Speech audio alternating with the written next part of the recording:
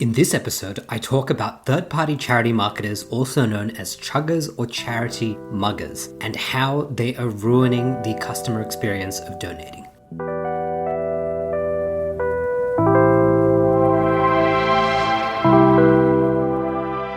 Welcome to Monologues by Hassie.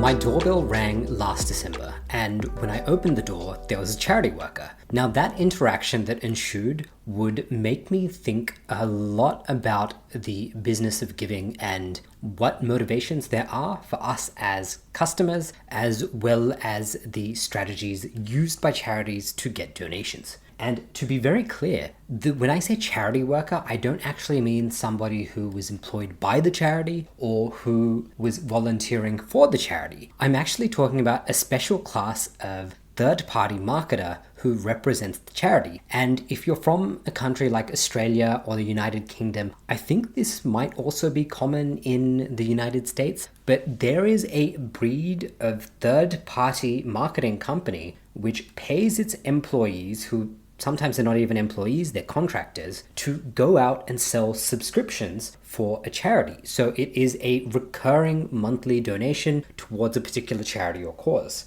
And when you tell these people, no, sorry, I don't want a subscription, but here's $10 out of my wallet, can you take this as a donation to your cause? They're generally going to say no. And the reason they say no and that they can't accept one-off donations is that is not how their business model works. The people who are either in the shopping center or who are knocking on your door, their goal is to get you to sign up to a subscription so they can hit their KPIs and get bonuses. And one thing I learned through this process is that the first 12 months of your subscription, when you sign up with a third-party marketer, actually goes to the marketing company, not the charity. Only thereon afterwards do your donations go to the actual cause. And clearly, despite this being the case, there are enough people who sign up for these subscriptions and stay on board that charities use this as a strategy to go and reach out to people and get recurring revenue. So even though there are many problems with this model, it is one of these things where it's successful enough to be exploited by charities and the marketing companies who are doing the work on their behalf. But I think in the long run, it leaves a very bad taste in the minds of people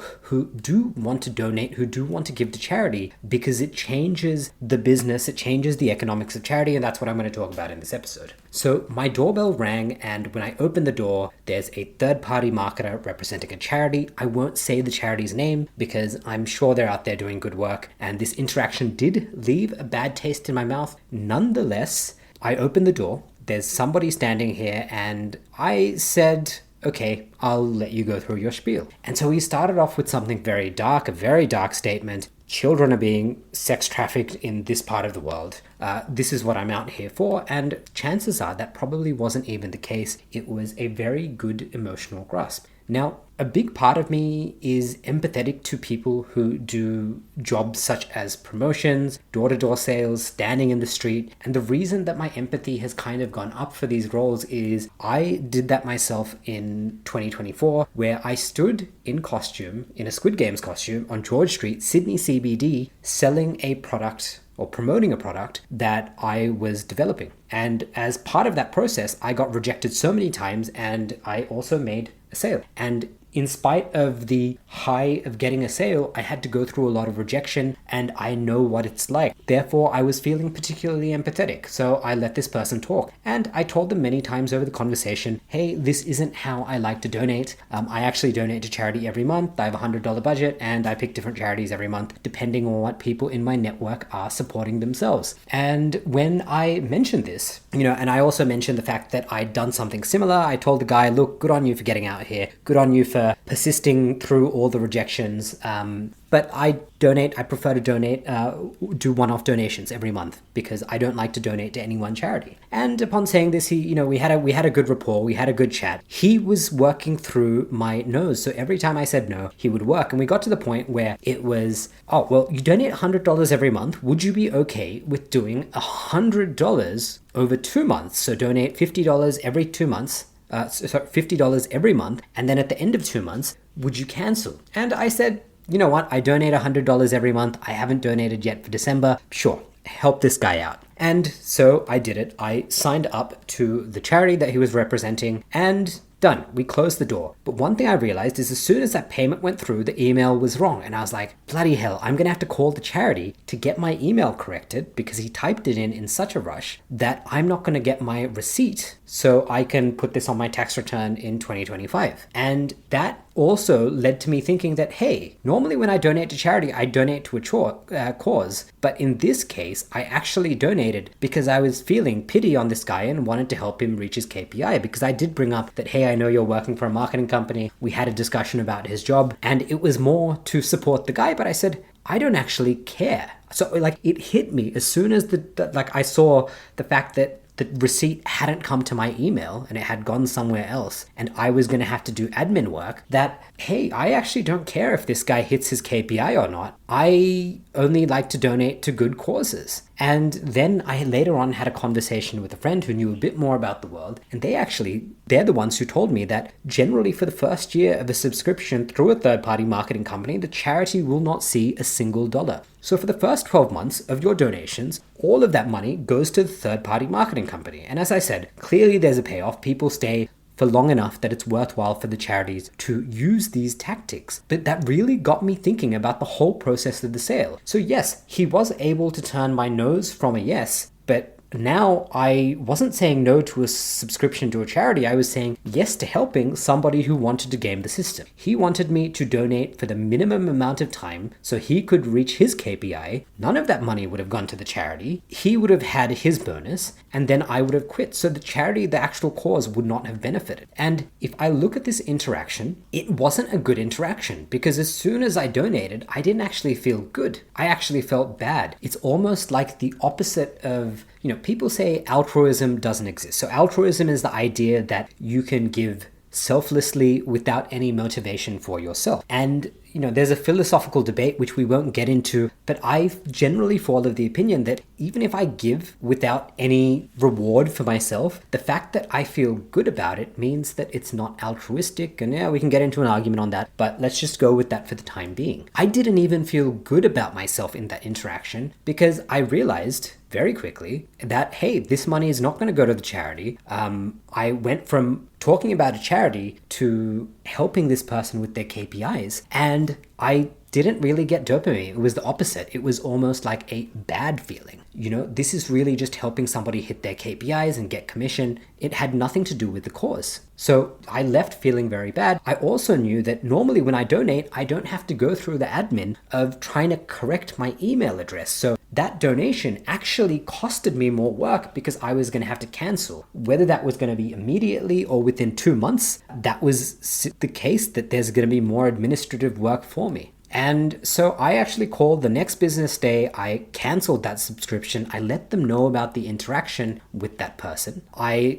immediately canceled, and then went to the website and donated the other $50 directly to the charity. And I probably won't donate to that charity again, purely because of the interaction of them using a third-party marketing agency. But let's think about my interaction when I normally donate to charity. Like I said, I do donate to charity every month, but it's a very different set of responses that I get when I normally donate to charity. So when I normally donate to charity, what generally happens is there's somebody doing an event in my community. I could have one of my friends doing Movember, so they've grown a mustache. Somebody could be doing City to Surf and they've picked a charity. Somebody could be running for premature babies. That's one that's happened. Somebody could be running because they have somebody in their family suffering from some sort of illness or condition. And I love supporting my ex-colleagues, friends, family when they decide to do these things, because I get to donate to a charity. I also get to support my friends for whatever goal they're trying to reach in regards to their fundraising. So there's multiple benefits. I get to feel good because I gave to the cause. They get to feel good because they're raising money. Collectively, we're increasing the connection between us. And this is what I say, there's no true altruism, because I'm telling you all the benefits I get when I generally donate money. We're also deepening our bond. So I'm strengthening the social networks in my communities because I'm supporting people on their causes, and I can do it on a time scale that I prefer. And for me, it is actually once a month. I have the receipts to prove that, but it varies. I like the fact that I actually have to go and physically do it once a month, like go to a website and pay, means that I'm reinforcing the fact that I'm giving rather than having something being direct debited out of my bank account or taken off my credit card. There is less dopamine involved in that. So the fact that I, as the customer, and when I say I as the customer being the person who is donating, not the final beneficiary of the charity. I, as the customer, so the person who's giving money to the charity, am getting all these positive things. I'm feeling good about giving to the cause and helping support that cause. I'm feeling good about supporting a friend, an ex-colleague, a family member who's supporting a charity. So I get to support them. I get to strengthen a bond between me and that person by helping them on their journey. And I get to do it at a time that is convenient to me. And the fact that I need to physically do it reinforces all of these things. And I get to support many causes, which is great. And that gives me a lot of dopamine. So the way I traditionally give to charity, which is one-off donations, as I've just taken you through, raised my dopamine. But the interaction I had with a third-party marketer resulted in me realizing that none of the money that I donated for that first month went to charity. So I immediately canceled it. I realized that, hey, yes, I did have a sense of empathy, but that sense of empathy was targeted not towards helping the children. In this case, it was a charity for children's causes, but it went from helping the actual beneficiary, rather than helping the beneficiary of the charity, I was actually supporting the person who was at the door. And look, people who have met me know I'm generally speaking, like I'm willing to go out of my way to help somebody, provided it doesn't come at a huge cost to me. And in this case, like $100 to me is what I normally donate to charity anyway. And in this case, I only donated $50 for 1 month through this third-party marketing agency, which unfortunately got my money and didn't actually go to supporting the charity. But I realized, look, it doesn't go to charity. I'm just helping this person out with their KPI and commission. How important is that? Is it my responsibility to help everyone who has KPIs to meet and who wants to make commissions? No, it's not. And I also added to the administrative burden of me having to call, correct my email address, and ultimately cancel my subscription, which I did the next business day immediately. So this person potentially would have actually been penalized for somebody canceling so quickly. So the young man who came to the door clearly had a skill set of sales. And like I've been thinking a lot about sales over the past year. Like I said, I spent 3 days on George Street getting sales for a product I was promoting. It was a minimum viable offer, and I was happy to do that. And thinking back, the reason I was happy to do that is because I de-risked it for my customer. When I was pitching to customers on George Street, wearing my silly costume, standing in the heat, getting rejected, I knew that I had set up an offer where my customer would never lose. Our conditions were, here's our minimum viable offer. If you pre-order, and you needed to pay a small amount of money to pre-order, if we don't go ahead and build this, we're going to refund your money.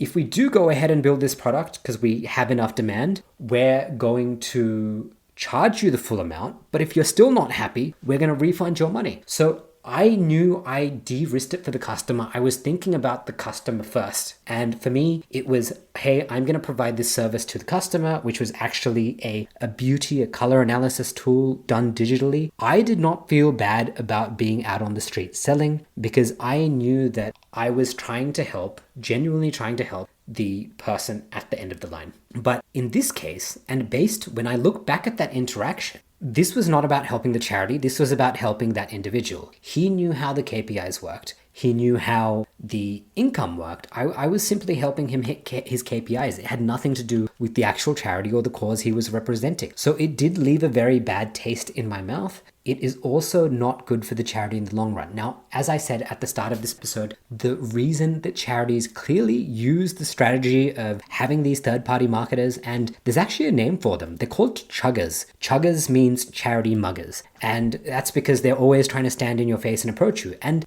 for bloody 10 years, I've actually always said no to these people. It is literally because I was feeling a bit more empathetic because I'd had that on the street promotion sales experience in 2024 that I was feeling a bit soft and said, hey, sure, all right, mate, I'll help you out. It's good to see a young bloke try to do something. But when it comes to sales, I realized it's really important to actually believe in what you're doing. And for the most part, I don't actually think these people do. And the unfortunate reality is, for some of these people, maybe this is the only job that they could find at the time. And I do hope for that young gentleman's own benefit that he can find something better. But what happened in that interaction is it didn't actually serve anyone's interests in the long run. He would have lost out on his KPIs.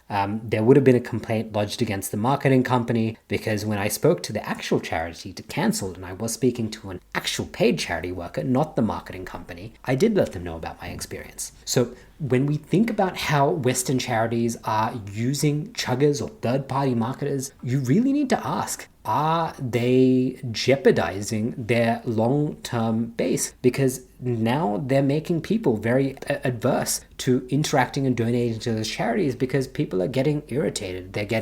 They're not getting the same reward pathways as they do when they might do a one-off donation, or a donation that they go and seek out that's coming from their network or community. Like I illustrated in this episode, when I normally donate, I get a few dopamine hits. I get to support the cause, I get to support somebody I care about, I get to strengthen the relationship with somebody I care about, and this all collectively raises my dopamine. I feel good. But when it comes to the way that third-party marketers work, and mind you, as soon as I canceled to donate a clean $100 for that month, I donated my $50 directly to the charity, because I'm like, there, at least some money went to you rather than third-party marketing company. But in the long run, I'm probably not going to support that charity based off the interaction I had. I had a much better interaction speaking to the actual charity worker, but it really got me thinking about the reward pathways and the customer experience when it comes to donating money and the business of giving. Now, with all of this said and done, this isn't going to stop me donating money to charity, because as I said, the way I traditionally donate is a huge dopamine surge for me. It strengthens my networks and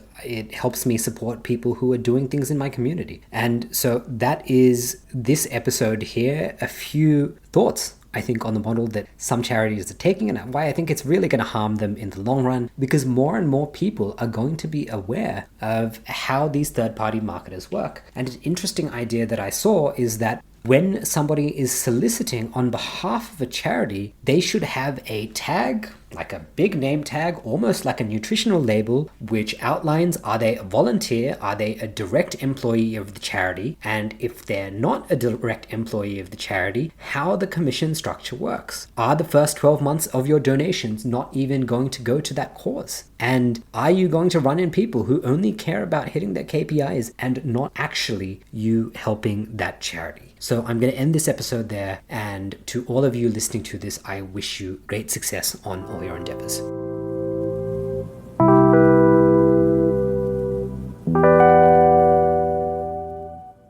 You've just made it through another episode of Monologues by Hassie. It brings me great pleasure to know that you made it to the end.